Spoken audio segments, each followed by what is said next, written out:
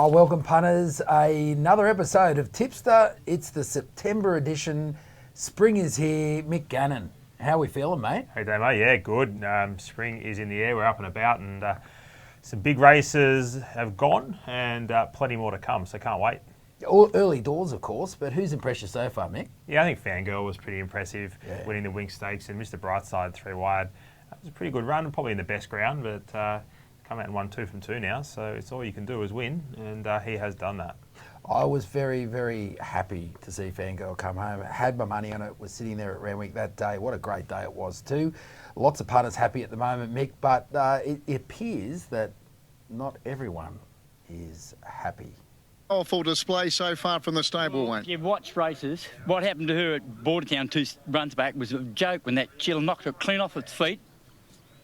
Hey, they do nothing. It should have run third. Watch that race, and how couldn't you back it against this mob? Done a good job here today, though, too, Wayne. Settled back, circled the field. No luck, got bowled over it, warned its next start. Watch films. There we go.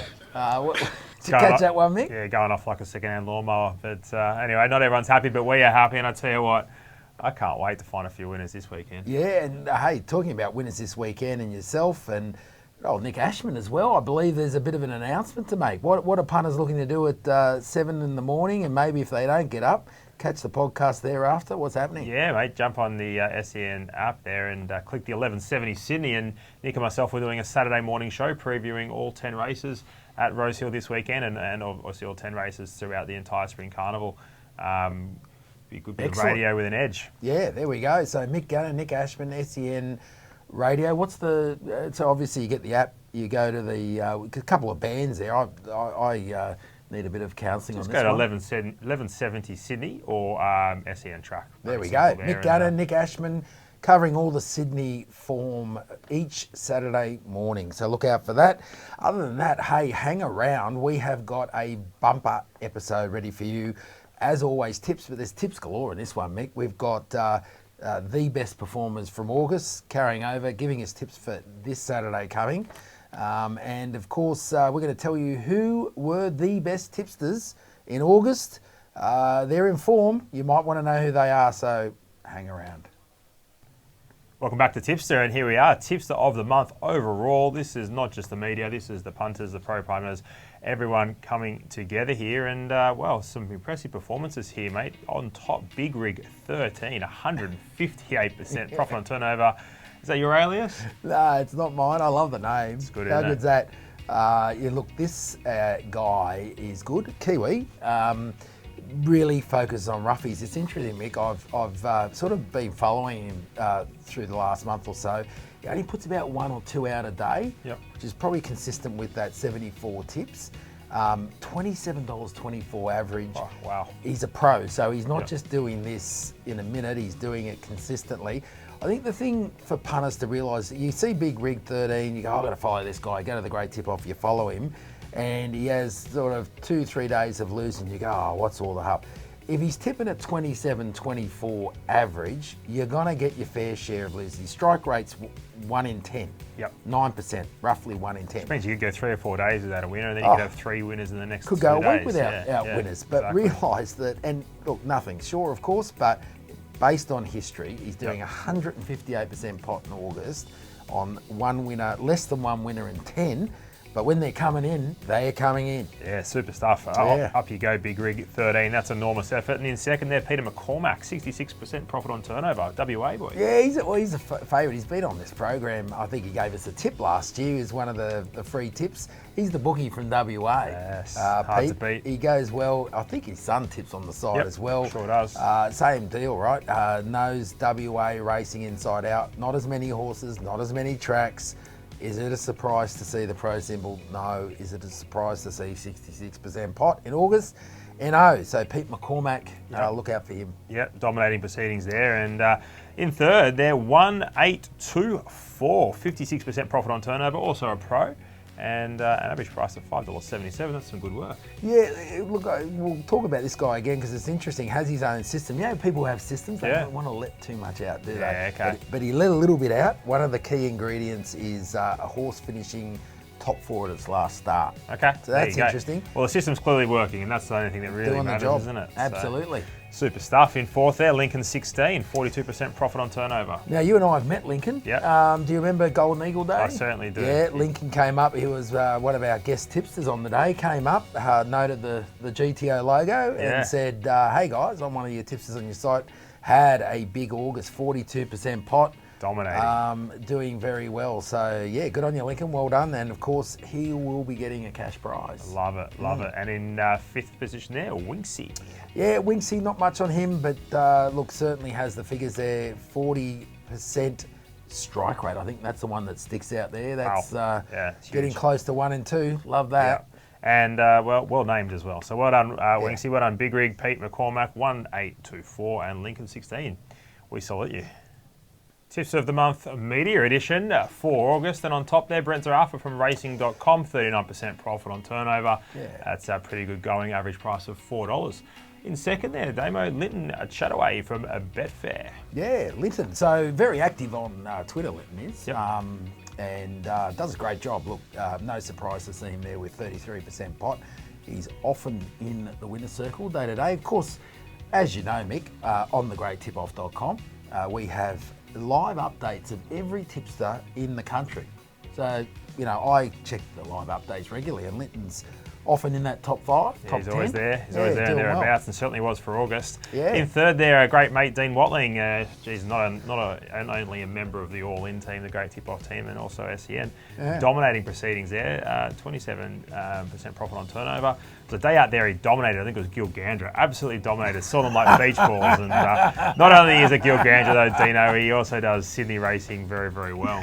Oh, I wonder why you're making that a point. But hey, the interesting thing there was a time there where I just kept seeing Dean Watling pop up, and look, it must have been 3 or 4 days in a row that he was winning, and I was actually going to see if he had stolen the almanac, the sports almanac. You know, the one they bring back from the future? I was starting to think that he had. Apparently it's passing around. Chargy had it, and then it went on to Mick Wallace. Get it at some stage, that'd be good. Yeah, Mick Wallace had it, and he kept throwing it back, but maybe they passed it on to Dean Watling. Yeah, well, it's a fair chance because he's had 194 tips and his strike rate of 32%. So he's obviously leaving the other 68% out just to make sure we're not catching on. But in fourth there, one of the AFL greatest players, Campbell Brown from SEN.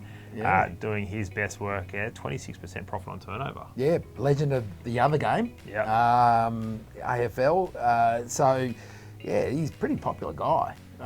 Goes well. He hates a media gig, and Brown is dominating proceedings, so it's good to see. And loves his country music, can steer into a couple of good songs as well. You just got to listen to the track. You'll go to Nashville, apparently, at the end of the year. I'll get a couple of recommendations from Brownie. And in fifth there, Tony Kneebone, racing.com. There we go. Super stuff. Well done, guys. Okay, punters, this is the part where you get free tips, free horse racing tips coming your way from the people who perform best in August. So people in form, free tips for this Saturday.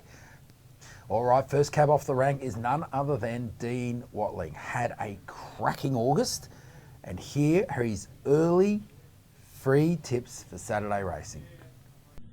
Hi all, it's Dean here from deanwatling.com. It's a pleasure to be jumping on. A little background of how I do my form for Saturdays or for most races. It can be different between all different analysts, but I'm a big believer of the trials and having a good profile on horses prior to race day. So I use my black book and have my notes in there. That's normally my first starting point. From there, I generally look at the track and the rail position and do a little bit of a historically profiling of the track and how it's going to play.